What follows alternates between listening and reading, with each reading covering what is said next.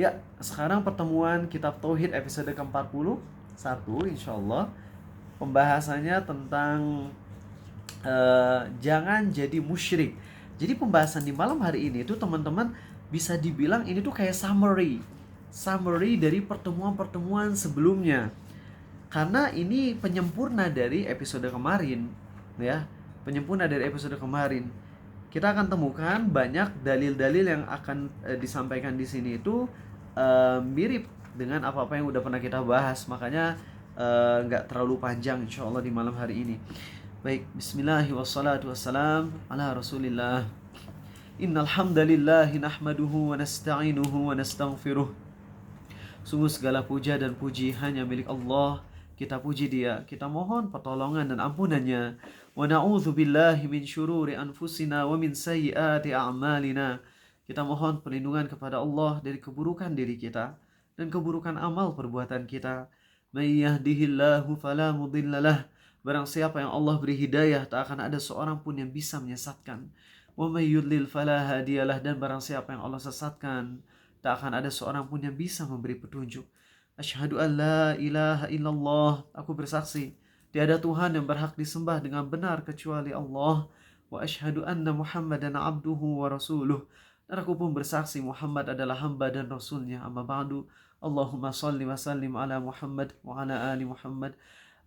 Selalulah berharap teman-teman kalau kita lagi kajian, Allah lagi natap kita, Allah lagi ngeliatin kita, Allah siap mengampuni dosa-dosa kita, Allah siap memberi hidayah pada kita, dan kita sangat berharap hal-hal tersebut.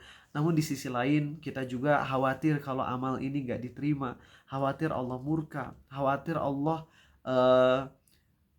menjauhkan kita dari hidayahnya karena dosa-dosa yang kita lakukan. Karena pada dasarnya setiap Muslim itu harus beribadah dengan rasa harap dan rasa takut, ya, dengan rasa harap dan rasa takut.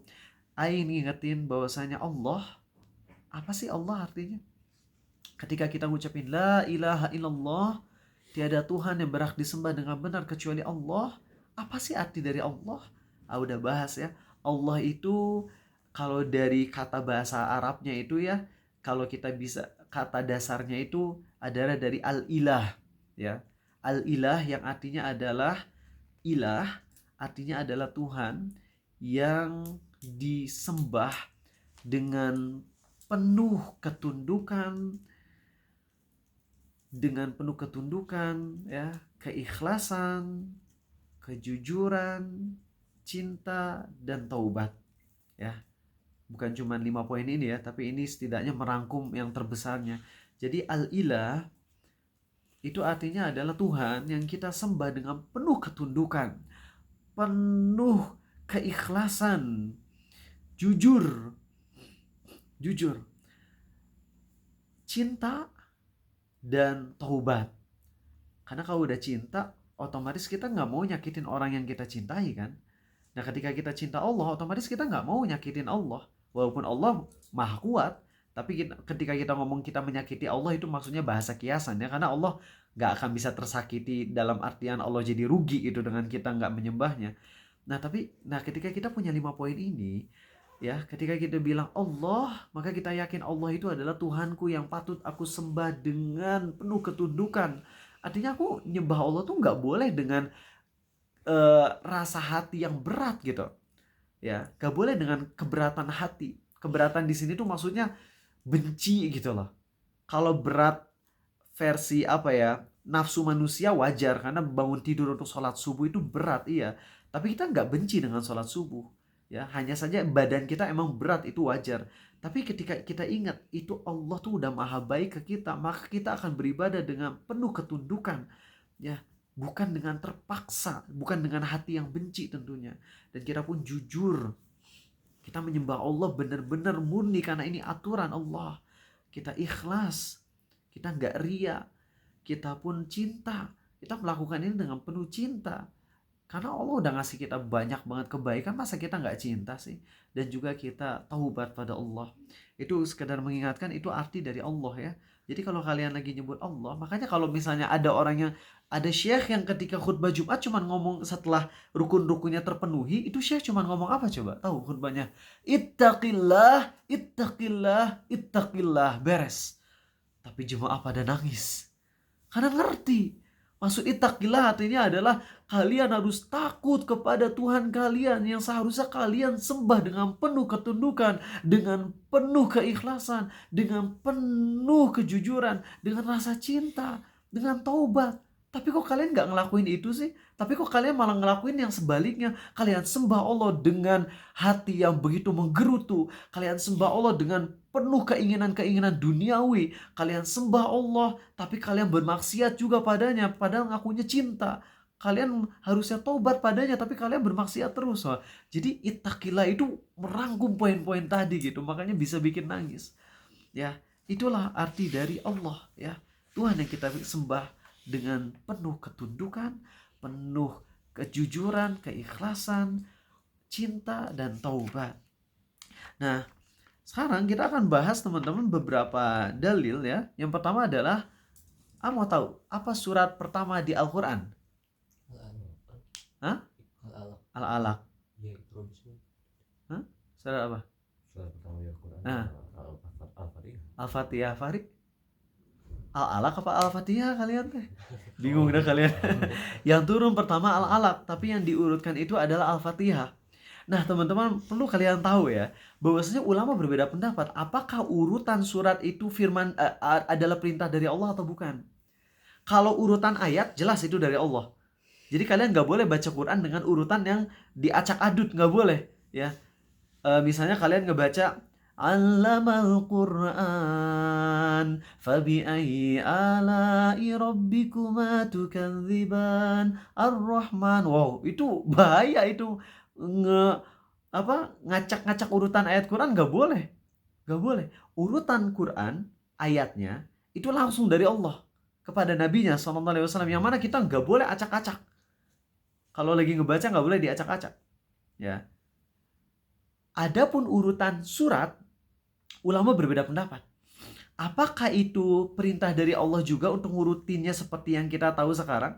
Al-Fatihah, Al-Baqarah, Ali Imran, An-Nisa, Al-Ma'idah, Al-An'am, Al-A'raf, Al-Anfal, At-Taubah, Yunus, Hud, Yusuf, Ar-Rod, Ibrahim, Al-Hijr, terus sampai 114. Apakah urutan itu dari Allah ataukah murni ijtihad dari Utsman bin Affan? Di sini ulama beda pendapat.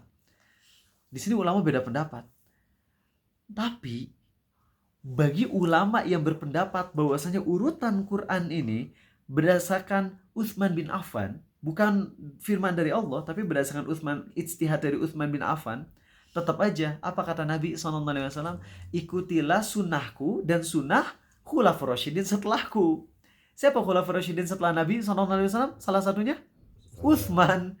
Jadi ketika kita ngikutin urutan yang Utsman sudah patenkan dengan urutan tadi 1 sampai 114, berarti kita pun ngikutin perintah dari Nabi SAW. Sedangkan perintah beliau adalah dari Allah juga.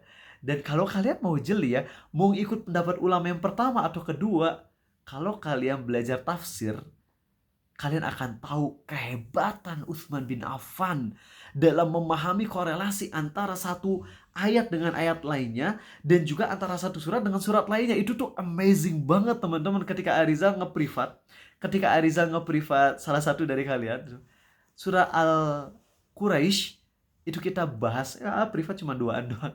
Itu ngebahas tentang bagaimana korelasi dari Al-Fil dengan Al-Quraisy. Itu tuh wow, amazing banget. Sangat-sangat luar biasa. Dan wajar, kenapa Utsman bisa ngerti banget koneksi antara satu ayat dengan ayat lainnya, antara ujung surat ini dengan ujung surat ini. Kenapa bisa paham? Karena Utsman ngabisin khatam Qur'annya setiap berapa hari sekali coba? Tahu Utsman? Khatam Quran 30 juz setiap berapa minggu sekali, tahu? Setiap 1/7 minggu sekali. Ngerti gak? Berarti setiap hari teman-teman. Setiap hari Utsman. Setiap hari. Bukankah Nabi SAW melarang ya untuk membaca Quran, menamatkan Quran lebih cepat daripada 3 hari? Artinya maksimal sehari itu baca Quran 10 juz gitu kalau dirata-ratain. Utsman berarti seharinya lebih dari 10 juz. Bukankah itu dilarang? Iya, dilarang bagi orang-orang yang biasa. Tapi bagi orang-orang yang punya ketakwaan yang tinggi, intelek yang tinggi, penghayatan yang tinggi seperti Utsman, maka itu tidak terlarang, nggak terlarang. Bagi kita jangan. Karena kalau kita ngebaca 30 juz dalam sehari, itu gak mungkin, bisa dipastikan kita gak mungkin bisa khusyuk. Luput kita. Utsman mah beda. Utsman mah baca tiap hari dan itu sambil dipahami, dan itu keberkahan. Mungkin gak? Mungkin banget. Tahu Nabi Daud baca Zabur? Berapa tebelnya Zabur? Tahu Nabi Daud beresnya berapa baca Zabur? Berapa waktu yang Nabi Daud butuhkan untuk membaca Zabur dari awal sampai akhir? Cuman sekadar kira-kira ngurusin kudanya. Jadi kuda lagi ngurusin kayak misalnya sepatu kudanya atau pelana kuda atau itu udah beres. Nabi mukjizat gitu ya. Tapi orang-orang selain Nabi bisa nggak? Bisa. Namanya apa? Karomah. Sebagaimana dulu ada ulama yang buta, tapi kalau setiap baca Quran tuh megang mushaf. Kan ditanya sama murid-muridnya, "Syekh, ngapain pegang Quran? Kau kan buta." Aku buta, tapi aku meminta pada Allah setiap kali aku mau baca Quran, Allah untuk mengembalikan mataku, dan setiap kali aku baca Quran aku bisa melihat. Masya Allah, itu karomah teman-teman. Itu sangat mungkin, sangat bisa, ya, sangat bisa karomah itu. Nah, oke. Jadi teman-teman, di urutan Utsman bin Affan, mau kalian ngikutin ulama yang bilang urutan surat tuh dari Allah kayak jangan pakai kayak ya, takutnya kurang sopan ya. Mau kalian ikut ke pendapat bahwasanya urutan surat di Quran itu dari Allah, maupun ijtihad Utsman bin Affan, tapi tetap dua pendapat itu kesimpulannya sama, yaitu antara satu ayat Quran dan antara satu surat dengan surat lain itu memiliki koneksi yang sangat indah. Sangat indah banget. Oke, baik teman-teman. Di Quran, surat yang pertama ada perintah dan larangan, itu surat apa coba? Fahri. Al-Baqarah. Di Al-Fatihah ada perintah dan larangan nggak? Nggak ada. Di Al-Fatihah mah adanya pujian dan permohonan pada Allah. Nggak ada kalimat perintah, nggak ada kalimat larangan. Tapi di Al-Baqarah ada. Dan Allah jadikan surah Al-Baqarah itu dari ayat 1 sampai 20 itu nggak ada perintah loh. Ini amazing banget ya. Lihat urutan surat pertama nggak ada perintah, nggak ada larangan. Dan Al-Fatihah itu untuk penguatan iman kita, jadi rukun dalam sholat yang kita wajib membaca biar iman kita makin kokoh, makin kuat. Kemudian di surah Al-Baqarah, Allah membukanya dari ayat 1 sampai 20 tuh tentang 3 tipe orang yang menerima wahyu dari Allah, yaitu orang beriman yang menerima wahyu Allah, kedua orang kafir yang menolak wahyu dari Allah, ketiga munafik yang pura-pura beriman padahal kafir.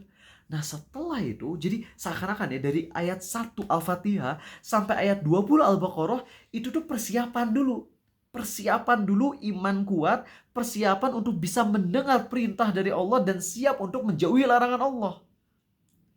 Itu Allah bikin, atau Utsman bin Affan berijtihad, dan itu pun sangat mungkin berdasarkan wahyu dari Allah ya, yang disampaikan kepada Nabi SAW, kemudian diperintahkan kepada Utsman secara private ya. Makanya Utsman akhirnya mengurutkan dengan urutan ini. Bayangin, saya lagi dari surat 1 Al-Fatihah ayat 1 sampai 7 dan Al-Baqarah ayat 1 sampai 20 gak ada perintah dan larangan sama sekali, gak ada. Semuanya tuh persiapan iman, persiapan iman, persiapan iman, persiapan iman. Ketika iman udah kokoh, mulai ada satu perintah dari Allah. Dan perintah ayat surah Al-Baqarah ayat 21, perintah yang nomor 1 itu bukan sholat, itu bukan zakat, itu bukan bakti ke orang tua, tapi perintah untuk menyembah Allah saja. Di surat 21, di surah Al-Baqarah ayat 21, Allah memerintahkan untuk menyembahnya.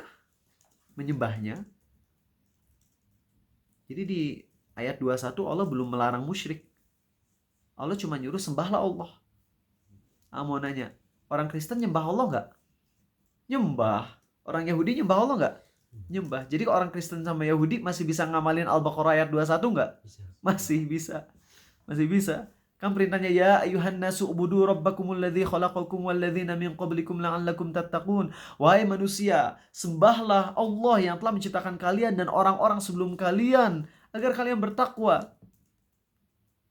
Ya, jadi orang Kristen, Yahudi masih bisa nyembah Allah. Abu Jahal masih bisa nyembah Allah. Masih bisa ngamalin ayat 21. Tapi di ayat 22-nya clear banget. Pas banget di ayat selanjutnya, muncul larangan. Dan ini larangan yang pertama loh. Kalau ayat 21, perintah yang pertama kali ada di Quran, ya, di urutan Utsman bin Affan ya. Kalau perintah yang pertama kali diturunkan oleh Allah apa? Iqra, ya, baca. Tapi kalau perintah yang berdasarkan urutan Quran yang kita sekarang pakai ini, urutannya dari Utsman bin Affan, itu perintah yang awal tuh perintah untuk menyembah Allah, dan larangan awal adalah larangan dari menyembah selain Allah. Masya Allah. Jadi penting banget teman-teman untuk benar-benar banyakin kajian tentang tauhid, tentang jauhi kemusyrikan. Ada salah satu ustadz terkenal yang belajarnya di Yaman, Darul Hadis di Yaman. Dan itu ilmu tentang fikihnya mantap banget. Mantap banget. Amazing banget lah. Pulang ke Indonesia, gaul dengan kaum tradisionalis. Padahal secara penampilan tuh salafi banget. Dan memang belajarnya juga di Darul Hadis yang notabene-nya akidahnya akidah salaf. Lurus, tapi pas pulang ke Indonesia hampir gak pernah Ariza ngeliat di postingan Facebooknya dia berdakwah tentang tauhid. Yang ada adalah ngebahas tentang fikih dan meng-ACC kebiasaan-kebiasaan masyarakat yang kalau kita ngelihat itu menjurus kepada kesyirikan. Kayak contoh deh ya, boleh gak kita membungkuk? Kalau ada orang tua kita membungkuk, boleh gak? Masih boleh asal bukan sampai ke derajat ruku kan, masih boleh. Kalau cium tangan sedikit gitu, agak nudukin gitu boleh. Yang gak boleh itu kalau sampai ke derajat ruku. Kebanyakan orang di negeri kita, ketika kita punten, itu nunduknya apakah nunduk yang sedikit atau sampai ke ruku? Sampai ruku. Dan ketika banyak ustaz-ustaz salafi melarang untuk nunduk sampai ngeruku, ya, dan itu benar kan? Benar banget, gak boleh nunduk sampai ngeruku, kecuali dalam momen tertentu seperti nyium tangan guru, cium kaki guru, itu lain cerita. Ya, tapi kemudian dia, si ustadz ini, malah nyala-nyalain ustadz salafi yang ngelarang untuk ruku ke manusia. Terus jadi fokus dari ustadz ini malah sekarang nyala-nyalahin yang diajarin sama kebanyakan ustadz-ustadz sunnah. Allahu Akbar. Dan gak pernah ngeliat di postingan dia ngebahas tentang tauhid. Gak pernah. Yang ada tuh, mereka tuh terlalu ekstrim. Ngebahasnya tuh tentang fikih. Mereka tukang bid'ah-bid'ahin, padahal ini gak bid'ah. Tapi dakwah tauhidnya hampir gak pernah ngeliat. Lihat teman-teman, ketika orang sudah terkena fitnah, atau sudah terlalu dekat dengan orang-orang yang banyak jatuh kepada kesyirikan, akhirnya ngedakwahin tauhid itu jadi sesuatu yang berat. Makanya teman-teman, saran dari Ustadz Christian Ragil, kalau punya teman, itu jangan terlalu dekat. Karena kalau udah terlalu dekat, nanti kamu jadi sungkan untuk menasehatinya. Sungkan atau segan? Gak enakan tuh apa bahasanya? Takutnya malah jadi negatif ya. Jadi gak enak kita kalau terlalu dekat. Dua-duanya bener ya, sungkan atau segan. Pokoknya jadi gak enak untuk nasehatin kalau udah terlalu dekat. Dia wajar-wajar aja. Makanya lihat ketika ustadz ini turun ke perkampungan, yang mana di perkampungannya masih banyak terjadi kesyirikan-kesyirikan, bukannya ngedakwahin tauhid dan menjauhi syirik, tapi malah adanya dakwah membenarkan semua praktek-praktek ibadah mereka, walaupun jelas-jelas ada penyimpangan dalam praktek ibadah mereka. Contoh aja, Ustadz Adi Hidayat, Arizal banyak gak setuju dengan beliau, tapi ya ketika membahas tentang Maulid Nabi, Ustadz Adi Hidayat membolehkan Maulid Nabi, tapi Ustadz Adi Hidayat tegas ngomong, gak boleh kalau lagi perayaan Maulid kemudian pada berdiri mengira kalau arwah Nabi SAW datang ke acara kita, itu nggak boleh.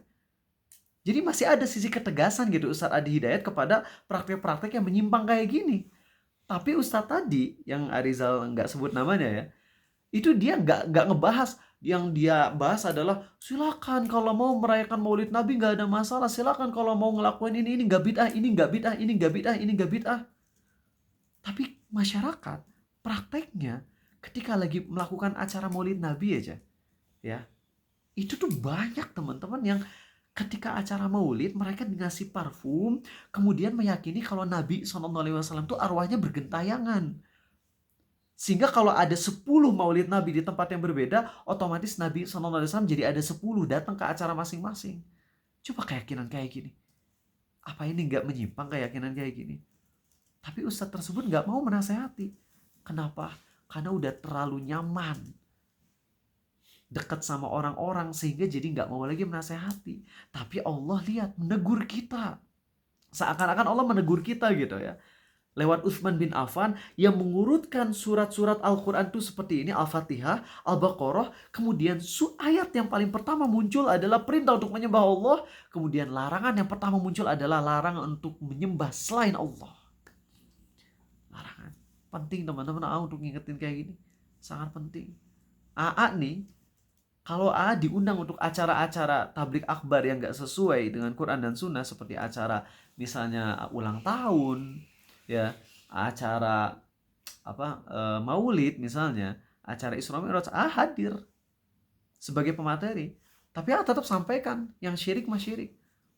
Ini budaya yang gak sesuai dengan Islam. Tapi ada caranya, ada tekniknya. Gak langsung baru assalamualaikum warahmatullahi wabarakatuh, ini acara bid'ah nih. Ya tuh ditendang kalau kayak gitu mah. Gak bisa lah. Gak bisa. Ada tekniknya. Ustadz Subhan juga sama. Sering hadir di acara-acara bid'ah untuk jadi pemateri, ya. Dan ketika Ustadz Subhan hadir langsung sama rebana, tok Ustadz datang, wow, Ustadz Jagger datang karena Ustadz Subhan gitu.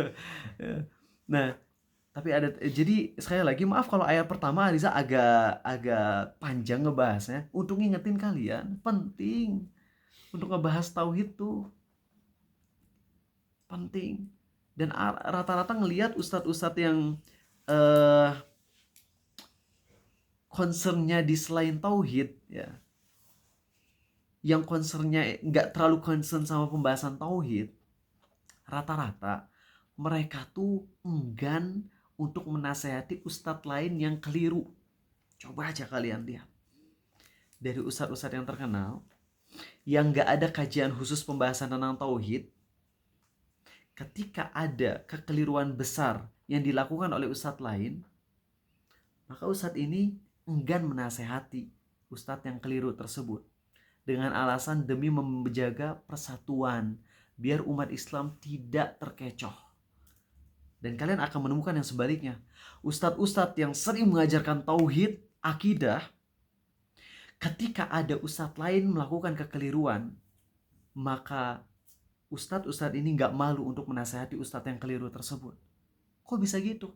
Karena orang yang benar-benar kuat mengajarkan tauhid paham bahwasanya persaudaraan kita, persahabatan kita ini berlandaskan iman tauhid. Ketika ada orang yang tauhidnya udah mulai melenceng, maka kita akan bilang, aku nggak mau kehilangan kamu. Kalau kamu melenceng dari tauhid, aku jadi bukan saudara kamu lagi. Makanya aku menasehati kamu, walaupun dengan keras, tapi itu bukti kasih sayangku kepada kamu. Gitu, paham gak teman-teman? Maaf kalau bahasa malam hari ini agak susah ya, ulang ya. Ustadz-ustadz yang benar-benar banyak membahas tentang tauhid dan akidah, mereka dominannya adalah ustadz-ustadz yang tegas ketika melihat orang lain melakukan kekeliruan dalam hal tauhid. Walaupun itu adalah ustadz terkenal sendiri. Sebagai contoh, Ustadz Khalid Basalamah pernah keliru dalam masalah arsy. Akhirnya ustadz-ustadz salafi yang lain tetap menasihati Ustadz Khalid kan? Kenapa? Karena nggak mau Ustadz Khalid celaka. Ustadz Khalid keliru ketika membahas tentang arsy. Ada kekeliruan walaupun awalnya bilang nggak tahu, tapi lanjutan kalimatnya keliru. Makanya dinasihatin sama ustadz-ustadz yang lain, itu nggak benar. Ya dengan santun. Ketika Ustadz Hanan Ataki bilang membahas tentang Allah dengan pembahasan yang seperti Allah tuh mak comblang, Allah itu so sweet, maka ustadz-ustadz yang benar-benar membahas tentang akidah dan tauhid gak segan untuk menasihati Ustadz Hanan Ataki karena sayang. A.A. Rizal, Ustadz Firanda, Ustadz Khalid, siapapun yang muslim, dengan Ustadz Hanan Ataki kita saudara, kita sesama muslim. Dan ikatan Islam itu berlandaskan tauhid. Ketika udah ada poin tauhid yang keliru, maka langsung di hati kita aku gak mau kehilangan Ustadz Hanan Ataki. Ustadz Hanan Ataki adalah saudaraku yang aku cintai karena dia muslim. Jasanya banyak terhadap kaum muslimin. Namun di sini ada kekeliruan akidah nih. Maka sebagai wujud cintaku pada beliau, aku nasihati, Ustadz maaf, jangan nyebut Allah dengan so sweet. Jangan nyebut Allah dengan maha romantis. Jangan nyebut Allah dengan mak comblang. Itu bahasa yang menciderai tauhid. Itu bahasa yang menciderai asma wa sifat Allah. Itulah bedanya teman-teman. Ketika kita benar-benar kuatin pembahasan tauhid, kuatin pembahasan tentang bahayanya syirik, bahayanya penyimpangan dalam hal akidah, maka ketika ada ustadz yang melakukan kekeliruan, kita akan berani menasehati, tentunya dengan bahasa yang santun. Tapi ketika kita nggak kuat di masalah tauhid, yang ada adalah ketika ada yang menyampaikan sekeliru apapun, diem. Udah, jangan dinasehatin. Kita harus bersatu, kaum muslimin harus bersatu. Maka kita tanya balik, kita bersatu di atas apa? Kalau Arizal inginnya bersatu di atas tauhid yang benar. Kalau kita bersatu, tapi Ustadz yang A ngajarin akidah yang gak bener, Ustadz B ngajarin akidah murjiah, Ustadz C mengajarkan akidah yang menyimpang, kita bersatunya cuma atas landasan nama doang, organisasi. Kalau gitu bahaya. Ya, baik teman-teman, alhamdulillah. Yuk kita sekarang bahas yang dalil yang kedua. Abdullah bin Abbas ketika menafsirkan surat Al-Baqarah ayat 22, yaitu فَلَا تَجْعَلُوا لِلَّهِ أَنْدَادًا وَأَنْتُمْ تَعْلَمُونَ. Janganlah kalian menjadikan bagi Allah Tuhan-Tuhan tandingan yang setara dengan Allah. Padahal kamu tahu. Sekali lagi, Allah berfirman, janganlah kalian menjadikan sesembahan setara dengan Allah. Tandingan-tandingan sesembahan yang menyetarai Allah, sedangkan kalian mengetahui. Ketika membahas ayat ini, Abdullah bin Abbas menafsirkan bahwasanya maksud ayat Allah ini, yang dimaksud dengan andada, tandingan-tandingan atau Tuhan yang setara dengan Allah. Apa yang dimaksud dengan andada?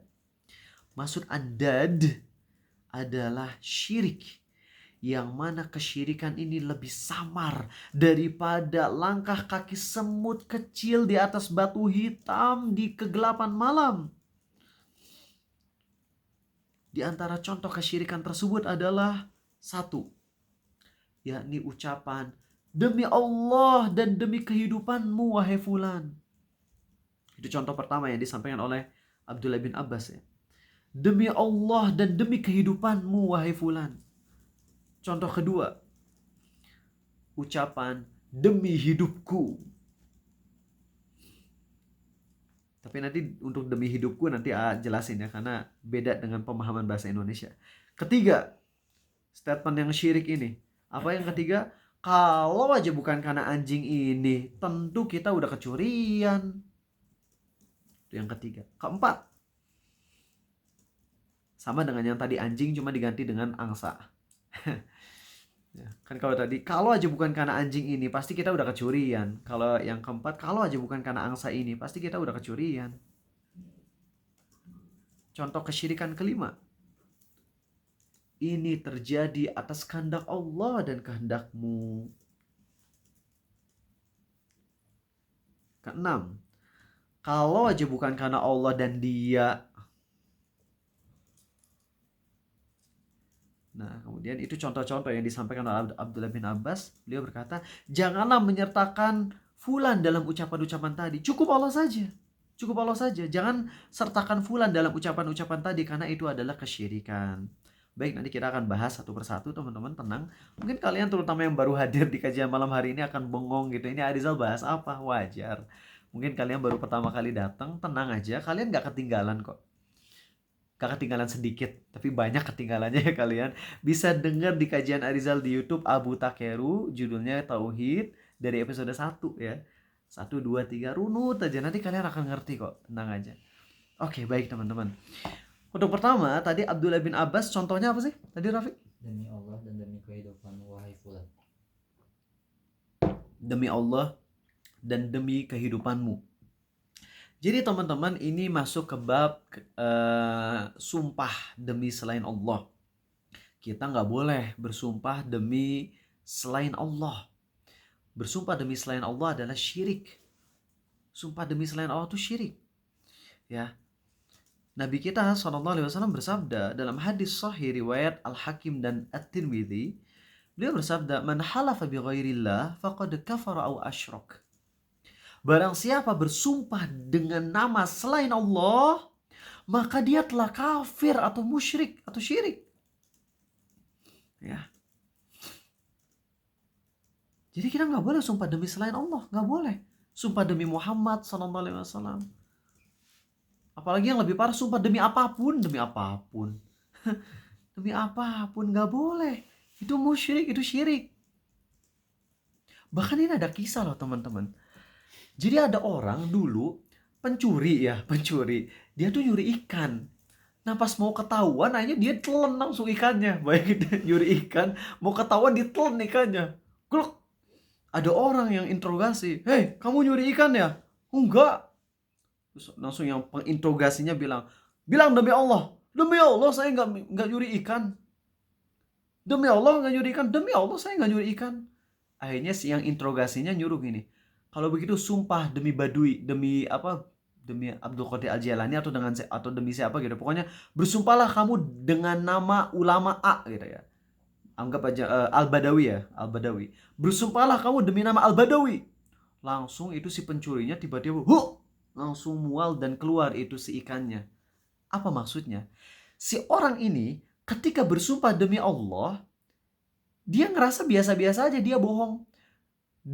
Nyebut nama Allah tapi bohong tuh biasa-biasa aja. Tapi ketika nyebut nama Al-Badui, saking dihormatinya Al-Badui, sampai akhirnya ketika disuruh sumpah demi nama Al-Badui, dia akhirnya nggak kuat, nggak berani ngomong sumpah demi Al-Badui. Akhirnya dia keluarin tuh si ikannya. Artinya di hati si orang ini, di hati si pencuri ini, Al-Badui itu lebih mulia daripada Allah. Buktinya ketika disuruh sumpah demi Allah, dia berani. Sumpah demi Allah, walaupun bohong gitu ya. Tapi ketika sumpah demi Al-Badui, dia nggak berani. Langsung gemeteran badannya dan langsung muntahin ikannya. Nah ini bahaya teman-teman.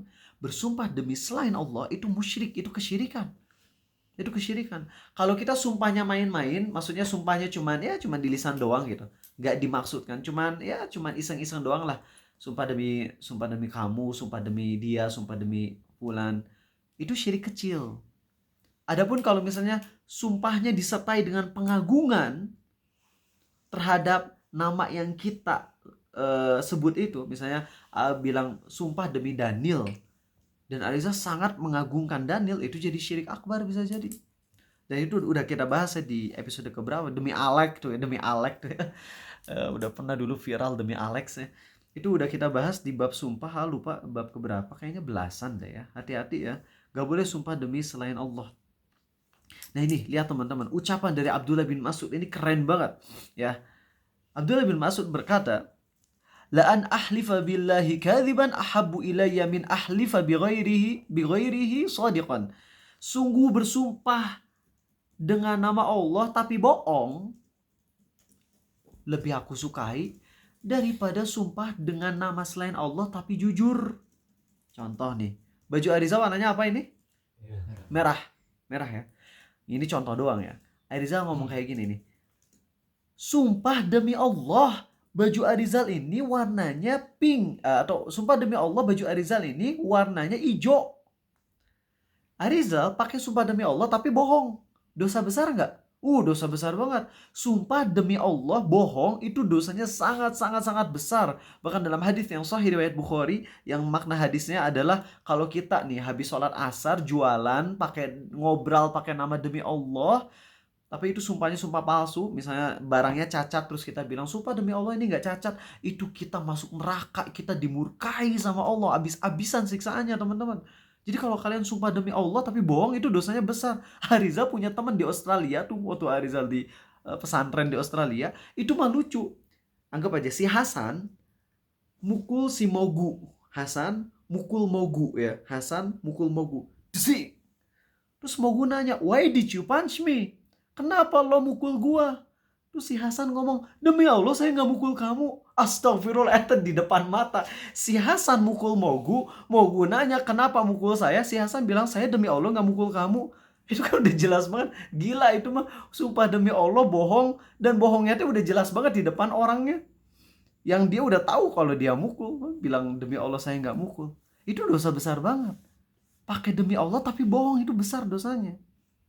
Tapi Kalau kita sumpahnya mah jujur.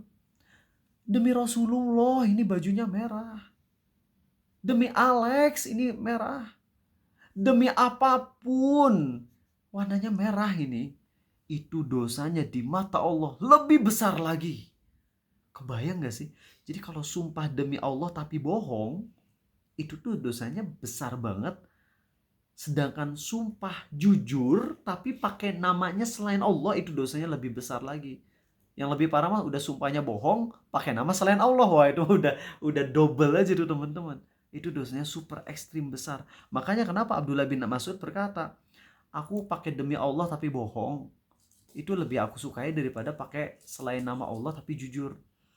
Maksudnya andai disuruh milih antara dua dosa, mending milih yang pertama. Karena kalau yang pertama sumpahnya masih pakai demi Allah, berarti masih bertauhid, walaupun malah bohong gitu. Bohong tapi masih bertauhid. Itu lebih mending daripada jujur tapi musyrik. Dan ini yang harus jadi pegangan kita sebagai orang yang bertauhid. Mana yang lebih bagus? Antara orang Islam yang banyak maksiat atau orang kafir yang terlihat baik? Ya tetap yang lebih bagus mah orang Islam yang penuh maksiat. Karena orang Islam yang penuh maksiat dia tetap bertauhid. Sedangkan orang kafir mau mereka baik banget tetap aja musyrik. Gak ada nilainya di mata Allah.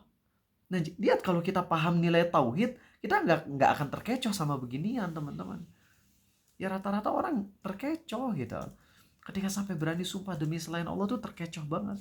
Kemudian selanjutnya ya, ucapan gini, janganlah kalian mengatakan atas kehendak Allah dan atas kehendak fulan, tapi cukup katakan atas kehendak Allah saja. Jadi kalau misalnya ada suatu kejadian terjadi, kayak tadi Fahri habis sholat subuh di daerah mana? Kiara Condong ya, daerah sekitar Kiara Condong ya. Itu di depan Fahri banget ya. Ya nggak depan banget sih, sekitar 50 meteran lah. Itu ada kecelakaan mati tuh ya. Ada motor nabrak teteh-teteh lagi olahraga. Si motornya nabrak, teteh-tetehnya ke trotoar. Terus habis itu koma sekarang. Sedangkan yang nabraknya yang pakai motor itu kena aspal dan mati gitu ya. Fahri jadi saksinya tadi. Fahri ke kantor polisi ya tadi ya Fahri ya, untuk jadi saksinya. Fahri selamat. Fahri nggak kecelakaan. Kalau Fahri 10 detik lebih awal perginya, bisa jadi Fahri yang kecelakaan, bisa jadi itu. Bisa jadi. Nah, Fahri ketika selamat dari kecelakaan, Fahri nggak boleh bilang atas kehendak Allah dan atas usaha saya yang telat 10 detik itu makanya saya selamat. Nggak boleh ngomong gitu. Tapi cukup ngomongin atas kehendak Allah saya selamat gitu. Jadi jangan bilang atas ini mah saya selamat atas kehendak Allah dan atas usaha saya nih. Untungnya saya telat 10 detik. Coba kalau saya lebih awal 10 detik mati saya. Nah nggak boleh ngomong gitu Fahri. Cukup ngomong atas kehendak Allah kemudian gara-gara telat. Kalau mau pakai kemudian, jangan pakai dan.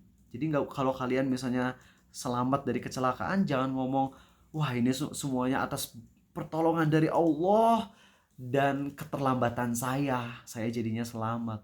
Nggak boleh pakai dan. Kita bolehnya ngomong ini atas pertolongan Allah, kemudian atas keterlambatan saya makanya saya jadi nggak kecelakaan. Gitu harusnya. Oke? Paham ya? Ini udah dibahas kita ya pekan lalu ya. Kemudian kalau lagi minta perlindungan, minta tolong, itu juga sama nih. Kalau kalian minta tolong, pastikan kalian ngomongnya aku mohon kepada Allah kemudian kepadamu. Jangan aku mohon kepada Allah dan kamu. Itu nggak boleh. Ada orang yang miskin minta bantuan ke Arizal. Dia ngomongnya kayak gini teman-teman di WhatsApp. Saya butuh banget bantuan dari Allah dan dari AA. Oh nggak boleh. Saya minta bantuan dari saya minta bantuan dari Allah dan dari AA. Saya minta bantuan kepada Allah dan AA. Ini nggak boleh. Nggak boleh teman-teman. Yang boleh adalah saya minta bantuan kepada Allah kemudian kepada AA. Nih ama sedih teman-teman, asli pas ngelihat iklan ini ya Allah di Facebook. Saudara kita di Suriah. Yang mereka tuh kalau lagi musim dingin tuh bisa sampai negatif 10 derajat. Itu kalau kalian di luar 1 menit tuh bisa kena frostbite. Frostbite tuh jadi kalian jalan, tiba-tiba badan kalian beku, terus pas kalian jalan langsung buntung aja kaki kalian. Karena beku gitu badan kalian. Saudara kita di Suriah, mereka miskin, mereka kedinginan, mereka butuh selimut, mereka butuh roti, mereka butuh anget gitu ya untuk bertahan hidup. Dan ketika mereka lagi ngemis, dan boleh ngemis, hukumnya boleh. Dalam kondisi kayak gitu boleh ngemis, nggak ada makanan, nggak ada minuman, nggak ada perlengkapan buat bertahan hidup, ngemis halal hukumnya. Tapi lihat, yang terlihat dari mereka adalah dari sisi tauhidnya. Kakek-kakek yang lagi kedinginan, lagi kelaparan, kakek-kakek ini ngomong, teman-teman, ya, kami meminta bantuan, meminta pertolongan kepada Allah, kemudian kepada Anda. Tolonglah berdonasi kepada kami. Kami kelaparan. Lihat, orang di Suriah yang lagi benar-benar mereka lagi diuji dengan, ya Allah, presiden kafir Bashar Assad yang membantai mereka. Mereka kedinginan, mereka nggak ada makanan, mereka kelaparan, mereka beneran dalam kondisi yang sangat mendekati mati. Tapi ketika mereka minta bantuan, mereka sangat desperate kan. Mereka sangat, apa desperate ya? Putus asa, tapi desperate nggak sampai ke derajat putus asa. Ya mungkin bisa dibilang putus asa lah, putus asa dari pertolongan makhluk gitu ya. Dan tapi ketika mereka minta bantuan ke manusia, mereka nggak ngomong saya minta bantuan kepada Allah dan kepada Anda, enggak. Mereka bilangnya gini, saya meminta bantuan kepada Allah, kemudian kepada Anda. Ini menunjukkan bahwasanya yang pertama aku minta tolong adalah Allah dulu, baru setelah itu Anda. Ya, pertolongan dari Anda itu pertolongan sekunder, yang pertama tetap kepada Allah dulu. Lihat bagaimana walaupun dalam kondisi terdesak, akidah mereka tetap kuat gitu. Tauhid mereka tetap luar biasa. Masya Allah, teman-teman. Ini luar biasa banget dari mereka. Ya. Nah, dari sini teman-teman ada poin penting juga yang perlu bahas, yakni ayat di surat Al-Baqarah tadi sebenarnya itu kan ayat yang membahas tentang syirik akbar.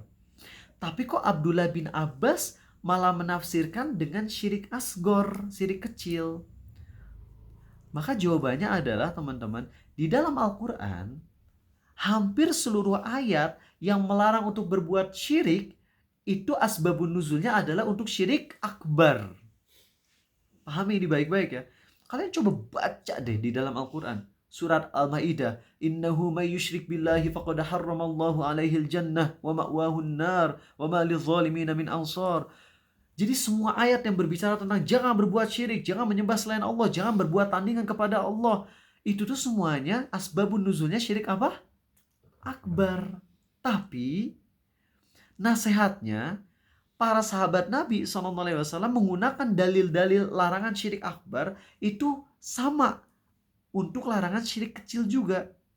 Karena baik syirik akbar maupun syirik kecil, dua-duanya terancam dengan siksaan. Bedanya, kalau syirik akbar mah selamanya di neraka, kalau nggak tobat. Kalau syirik asgor tidak selamanya di neraka. Tapi baik syirik akbar dan syirik kecil, dua-duanya sama diancam dengan siksaan yang sangat-sangat dahsyat, melebihi dosa zina, melebihi dosa mabuk. Makanya orang yang ria itu dosanya lebih besar daripada pemabuk. Orang yang ria dosanya lebih besar daripada pezina. Orang yang sum'ah, misalnya Arizal pas usia 2 tahun Arizal udah haji misal ya. Terus Arizal pamer ke kalian. Kalau misalnya pamer untuk motivasi oke-oke aja, tapi rasanya ngapain motivasi kayak begitu, 2 tahun belum bisa ngapa-ngapain, dibantu sama orang tua itu mah paling.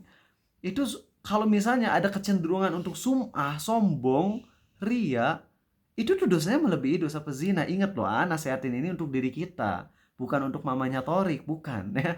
Kalau kita dapat nasihat itu untuk diri kita, bukan untuk orang lain, bukan ya. Walaupun kisahnya rada-rada nyerempet ke sana ya, walaupun agak-agak nyerempet ke sana, tapi tetap kalau kita belajar tuh untuk diri kita, bukan untuk suuzon ke orang lain ya. Nah, jadi teman-teman, itulah bahayanya ketika kita berbuat syirik, karena syirik kecil pun diancam dengan ancaman syirik besar. Bedanya cuman sedikit aja, yaitu nggak kekal di neraka, titik itu aja. Artinya kalau kita mati melakukan dosa syirik kecil, tetap masuk neraka, tapi nggak kekal. Ya, walaupun kita udah bahas di pertemuan-pertemuan bab keberapa lupa, yakni ulama berbeda pendapat kalau orang mati membawa syirik kecil, dosa syirik kecil, apakah pasti masuk neraka atau masih mungkin untuk diampuni. Di situ ulama berbeda pendapat. Arizal masih lebih kecenderungannya adalah, kalau Ustaz Firanda lebih cenderung kalau dosa syirik kecil itu kalau sampai mati belum tobat, kalian misalnya sering ria nih, sering banget ria, sum'ah, lalu kalian mati belum tobat. Kalau pendapat dari Ustaz Firanda, Yang A ingat adalah kalian masih bisa diampuni oleh Allah sehingga langsung masuk surga. Tapi pendapat yang Arizal lebih cenderung adalah kalau kita punya dosa syirik kecil pun kalau nggak ditaubati sebelum mati, maka kita pasti akan masuk neraka. Hanya saja tidak selamanya. Kalau matinya syirik akbar, selamanya. Kalau matinya membawa syirik kecil, pasti masuk neraka tapi tidak selamanya. Itu pendapat yang Arizal lebih cenderung memegangnya. Kalau mati lagi zina, masih bisa langsung masuk surga tanpa disiksa di neraka. Tapi kalau mati lagi ria, mati lagi sum'ah, maka pasti masuk neraka namun tidak kekal. Suatu saat akan keluar darinya. Makanya sering-seringnya teman-teman, apalagi menjelang mati kita itu banyak-banyak doa, ya Allah ampuni dosa kesyirikan yang aku pernah lakukan, baik yang aku tahu dan aku tidak tahu ya Allah. Aku taubat dari semua kekafiran dan kesyirikan yang mungkin pernah aku lakukan tanpa aku mengetahui hukumnya. Itu kalian ngomong kayak gitu. Maka dengan taubat kalimat tadi insya Allah bisa menyebabkan kita masuk Islam lagi dan diterima lagi amalnya. Oke, itu aja teman-teman. Terima kasih ya. Semoga Allah ampuni atas kekurangan Arizal dalam pembahasan ini. Tadi lebih banyak di penekanan poin nomor satunya ya. Dan sekarang nasihat sedikit aja buat teman-teman.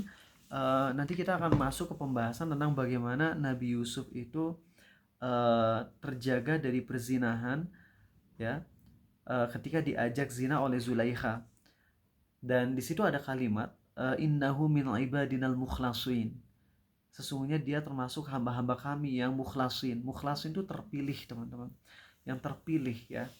Kalau mukhlisin orang-orang yang ikhlas, mukhlasin ya deket sih katanya, semakna juga. Yakni mereka yang terpilih. Nah teman-teman, aku ingin menyampaikan salah satu kisah yang luar biasa dari Salman Al-Farisi aja. Ya sedikit aja dari Salman Al-Farisi yang sangat menggugah hati Arizal banget. Kalian tahu gak sih Salman Al-Farisi itu adalah sahabat yang kalau lagi ngobrol dengan Nabi Muhammad SAW, itu kata Abdullah bin Mas'ud atau kata pembantu Nabi yang lain SAW, itu kalau beliau lagi ketemu dengan Salman Al-Farisi, beliau tuh nggak mau diganggu, nggak mau diganggu oleh siapapun. Kalau Nabi SAW lagi ketemu sama Salman, udah kosongin ruangan. Istri beliau, anak beliau, siapapun jangan ada di sini. Pingin bareng duaan doang sama Salman. Dan Nabi kita SAW telah menjanjikan surga bagi Salman, di mana beliau bersabda surga merindukan Salman Al-Farisi. Begitupun Salman Al-Farisi pernah disampaikan oleh Nabi kita SAW sambil dipegang pundak Salman, dan beliau bersabda, andai hidayah Allah itu ada di bintang Sirius, niscaya orang semacam Salman akan menggapainya juga. Tahu gak sih teman-teman, yang udah jelas masuk surga, penghuni surga nih Salman, sangat dicintai oleh Nabi SAW, kekasih beliau, dirindukan surga. Suatu saat Salman Al-Farisi ketika beliau lagi jadi gubernur, kedatangan Jarir dan seorang lagi. Ada dua orang yang mendatangi Salman Al-Farisi, nyari Salman. Kemudian Jarir dan sahabatnya yang satu lagi ketemu sama seseorang yang dalam pandangan kedua orang ini kayaknya Salman, ini kayaknya Salman. Kemudian Jarir bertanya, apakah kamu Salman? Salman menjawab, iya, aku Salman. Apakah kamu Salman sahabat Nabi SAW? Tahu apa jawaban dari Salman? Bukan. Bukan. Kok bisa ya?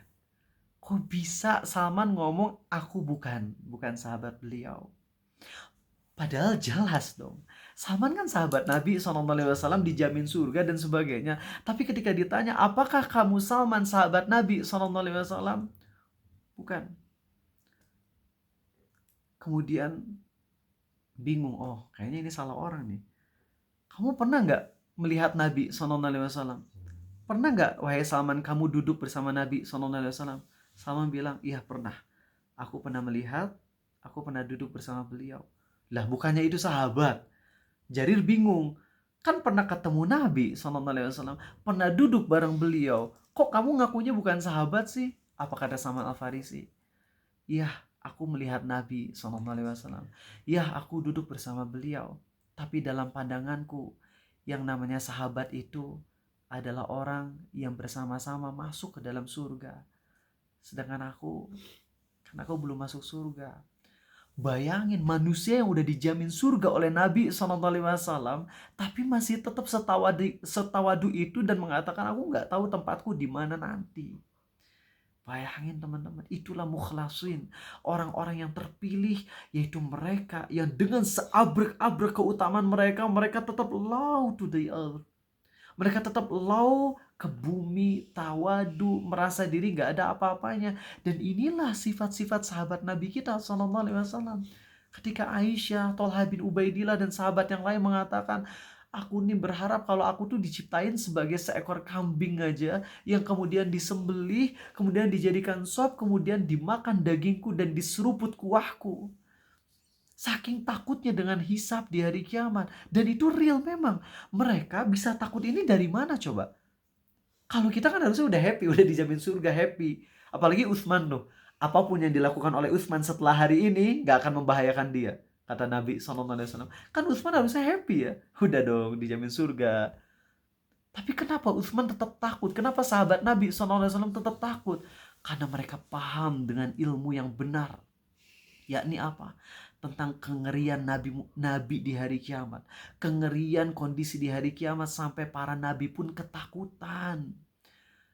Para nabi aja ketakutan teman-teman di hari kiamat. Sampai Nabi Adam ketakutan, Nabi Nuh ketakutan, Nabi Ibrahim ketakutan, Nabi Musa ketakutan, Nabi Isa ketakutan, Nabi Muhammad SAW juga ketakutan. Bahkan di atas as-sirat, para nabi dan rasul itu berdoa, Allahumma sallim, ya Allah selamatkan, Allah ya Allah selamatkan, ya Allah selamatkan. Kalau para nabi dan rasul aja ketakutan dengan hari kiamat, maka para sahabat juga lebih patut untuk lebih ketakutan lagi. Itu yang membuat mereka kenapa nggak kepedean ketika udah dijamin surga. Walaupun udah dijamin surga, tapi bisakah aku tahan dengan kengerian hari kiamat yang membuat para nabi dan rasul aja ketakutannya luar biasa. Apalagi dengan hisap yang berat. Dengan dosa-dosa, para sahabat tuh bukan maksum, bukan bebas dari dosa. Mereka tetap akan mereka tetap ingat dengan dosa-dosa yang mereka lakukan. Walaupun di hari kiamat bisa jadi Allah gak hisap mereka, karena mereka masuk surga tanpa hisap. Tapi tetap aja ngeri. Kalau Nabi aja sampai ketakutan, apalagi para sahabat gitu loh. Itu yang menyebabkan mereka tetap tawadu. Makanya gak ada alasan. Gak ada alasan demi Allah dari mulai detik ini sampai kita mati untuk sombong tuh gak ada. Ketika Ariza menasehati Ustadz Hanan Attaqi secara publik, gak ada sedikit pun hak bagi Ariza untuk sombong. Ketika kalian nasehatin teman-teman kalian yang bermaksiat, gak ada hak sedikit pun kalian untuk sombong. Pastikan ketika kita mau nasehatin orang lain tuh kita ngomong dulu di hati, ya Allah, aku bisa jadi lebih busuk daripada dia. Dia mungkin zina ya Allah, tapi aku ria. Zina dosa besar, tapi aku pernah sombong, aku pernah ria. Dosa ria dan sombong lebih besar dari zina. Ya Allah, aku menasehati dia karenamu ya Allah. Aku benar-benar ingin dia selamat dan aku pun ingin aku selamat. Jadi ketika kita ngeposting ilmu, ngeposting nasihat, ketika kita memberi nasihat, pastikan itu tuh muncul dari ketawaduan, muncul dari kebeningan hati, dari kerendahan hati kita, karena kita benar-benar gak tahu kita bisa selamat di akhirat kelak.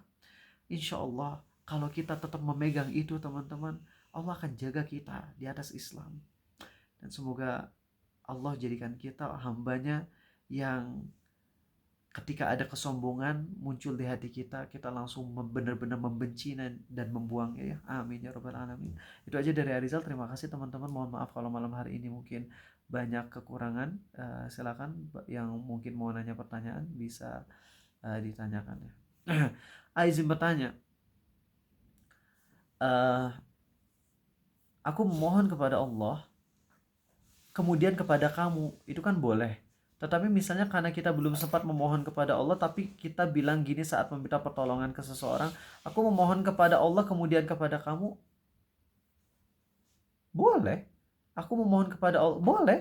Jadi ketika kita ngomong aku memohon kepada Allah kemudian kepada kamu, itu tuh bukan berarti kita sebelum minta bantuan kita harus doa, ya Allah aku pengen gini. Bukan kayak gitu. Tapi langsung ngomong juga boleh. Dan ingat ya, dalam Ketika kita ngomong aku memohon pertolongan kepada Allah kemudian kepada kamu, pastikan itu untuk hal yang memang bisa dilakukan oleh orangnya. Adapun kalau misalnya minta bantuan ke Raffi, Raffi, aku mohon bantuan kepada Allah kemudian kepadamu Raffi untuk turunkan hujan. Walaupun pakai katanya kemudian, nggak pakai kata dan, tetap aja itu musyrik. Karena nggak bisa minta bantuan ke manusia untuk nurunin hujan. Nggak bisa. Jadi pastikan ketika kita minta bantuan ke orang lain, satu, orangnya memang sanggup untuk melakukannya. Dua, ketika minta bantuan pun jangan sampai keceplosan ngomong aku minta bantuan kepada Allah dan kamu. Jangan. Tapi langsung aja ngomong, mending langsung ngomong aja, minta bantuan dong. Boleh kalau kayak gitu. Minta bantuan dong, itu boleh. Atau aku minta bantuan kepada Allah kemudian kepada kamu, itu juga boleh. Yang gak boleh tuh aku minta bantuan kepada Allah dan kamu. Nah, ini yang gak boleh. Ya, coba A mau nanya, kalau A minta bantuan ke Daniel, Nil, bantuin AA minta bantuan kepada Allah kemudian kepada kamu Daniel untuk membelah gunung, bisa nggak? Bisa, tapi capek. Bisa pakai cangkul gitu dibelah berapa tahun beres itu. Kalau minta bantuan ke manusia pastikan minta bantuan yang memang sanggup dilakukan oleh manusia. Ya, kalau nurunin hujan nggak bisa. Ya, kalau misalnya belah gunung ya kalau masih maksud belah langsung nggak bisa, tapi kalau maksud yang dimaksud belah gunung tuh dikit-dikit dipahat ya bisa. Kayak kaum Samud kan, mereka kan membelah gunung. Ya, wa samudal ladzina jabus sakhra bil wad. Mereka tuh membelah batu-batu dibelah untuk dijadikan rumah, gunung-gunung dipahat. Bisa tuh kaum Samud ya. Oke, baik, kita lanjut pertanyaan. Ada yang mau nanya langsung nggak dari kalian? Raffi mau nanya? Belum? Oke. Kalau misal ada seseorang yang sering nasehatin temannya yang kadang bercanda bawa-bawa syariat atau istizabidin, tapi kadang muncul rasa kok kayak keseringan nasehatin orang. Apakah dia sudah berada di jalan yang benar? Bagaimana menyikapi perasaan tadi? Ya, jadi ketika kita emang sering nasehatin, kemudian kita bilang, kok aku sering banget nasehatin, itu wajar. Dan kewajiban kita sebenarnya sudah beres ketika kita udah ngasih tahu yang pertama. Ketika ngasih tahu yang pertama, berarti ilmu udah sampai ke dia. Adapun kita harus mengulang lagi nggak, itu lihat situasi kondisi. Ada kondisi di mana ketika mengulangi nasihat terus-menerus malah bikin mereka semakin menjadi-jadi. Kalau pada saat itu kita diem aja. Kayak adik Arizal, dokter ya. Insya Allah calon dokter. Beliau pakai pakaian yang masih sangat-sangat terbuka, perempuan. Dan ketika dulu nasihatinya terus-terusan, malah jadi yang ada benci. Tapi ketika Arizal udah sekarang nggak banyak nasehatin. Bahkan ketika jalan bareng sama adik Arizal, tadi ngomongnya istri atau adik? Adik ya, takut salah ngomong. Istri dan adik Arizal sama namanya Syifa gitu, jadi takutnya ketukar. Nah, ketika Arizal sama adik jalan bareng walaupun dengan pakaian terbuka, diem aja, nanya kabarnya, nanya gimana kuliah. Tahu-taunya di tengah jalan nanya pertanyaan tentang Islam gitu. Nah, jadi ketika emang kondisinya terus dijejelin nasihat malah jadi bikin dia makin menjadi maksiatnya, diem dulu. Kayak Abdurrahim Green itu ketika udah ngasih nasihat capek diem udah. Beliau nggak ngasih nasihat kepada ibu bapaknya lagi, udah diem. Tapi ayahnya yang agnostik di usia 96 tahun, sekitar beberapa 1 atau 2 hari sebelum mati, masuk Islam tuh ayahnya Abdurrahim Green. Keren itu, Masya Allah, dengan izin Allah. Baik, itu aja dari Arizal teman-teman. Udah jam 10 lebih 2 ya. Sampai ketemu lagi di pekan depan.